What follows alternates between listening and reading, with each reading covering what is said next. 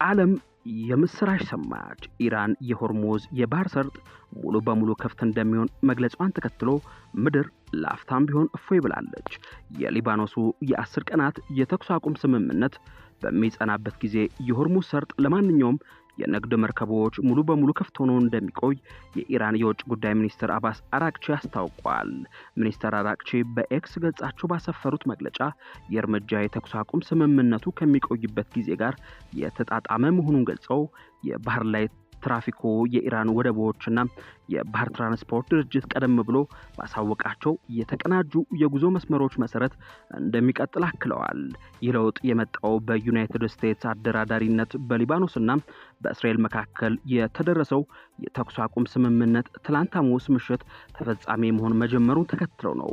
ስምምነቱ የተደረሰው በዩኤስ ፕሬዝዳንት ዶናልድ ትራምፕ በሊባኖሱ ፕሬዝዳንት ጆሴፍ አውንና በእስራኤሉ ጠቅላይ ሚኒስትር ቤንያሚን ኔታንያሁ መካከል በተካሄደ ውይይት ነው ተብሏል።